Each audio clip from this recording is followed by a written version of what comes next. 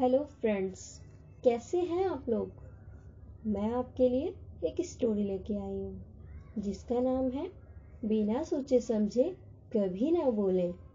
राहुल नाम का एक लड़का था जिसके घर में राहुल और उसकी मम्मी रहती थी और उसकी मम्मी सब्जियों का काम करती थी।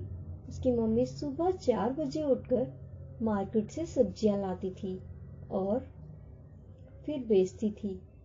साथ में राहुल भी मदद करता था। मदद करने के बाद राहुल दोपहर में स्कूल जाता था। फिर वहां से आने के बाद भी अपनी मम्मी की खाना बनाने में मदद करता था। और राहुल का जो मास्टर था वो बहुत ज़्यादा खड़ूस था। वो हमेशा बोलता था, तुम इतने गंदे कपड़े पहन के क्यों आते हो?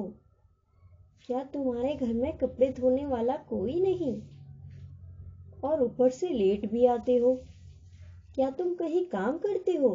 राहुल बेचारा कुछ नहीं बोलता और चुपचाप रहता, बस अपनी आंखों में पानी भर लेता, मगर वो कभी गिरने नहीं देता उस पानी को। मास्टर की बात सुनकर राहुल चुपचाप सीट पर बैठ जाता है और रोज उसका जो मास्टर होता है वो रोज उसे यही बोलता है कि तुम रोज लेट क्यों आते हो? मगर राहुल इतना सीधा था और इतना शर्मीला था, ना वो किसी से बात करता था और ना ही वो किसी को ये बताता था कि मेरे घर में क्या चल रहा है।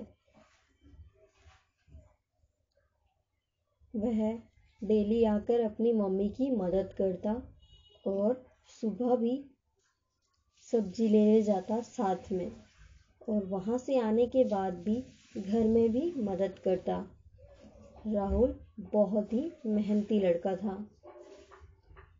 एक दिन अचानक उसकी मम्मी की तबीयत खराब हो जाती है और राहुल के ऊपर सारी जिम्मेदारी आ जाती है।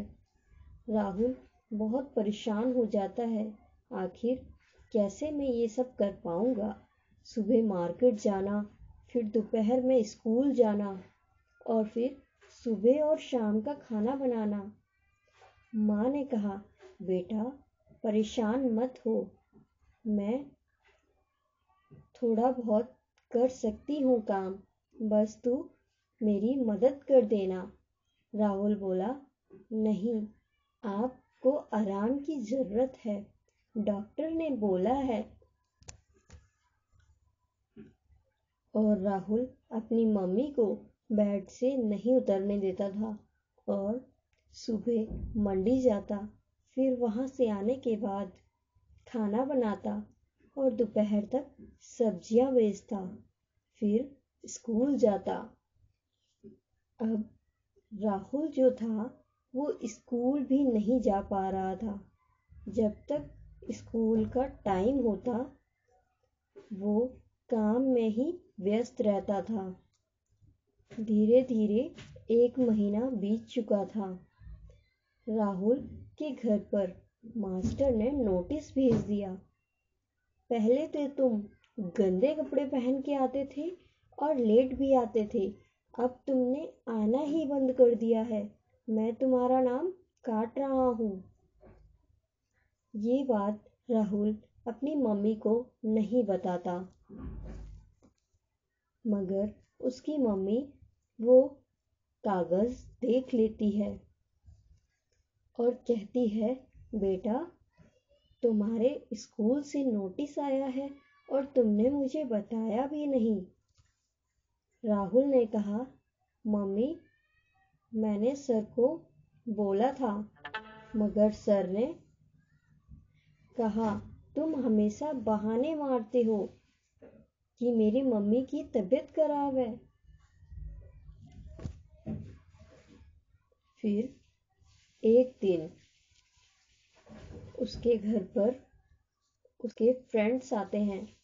वो खुद देखते हैं कि उसकी मम्मी बेड पर लेटी हुई होती है और राहुल दवा दे रहा होता है।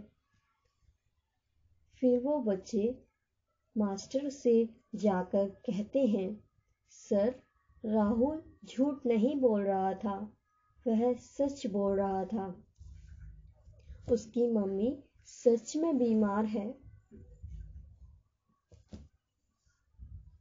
तब मास्टर राहुल से माफी मांगता है और कहता है, मुझे माफ कर दो, मैंने बिना सोचे समझे तुम्हें इतना बुरा भला बोला।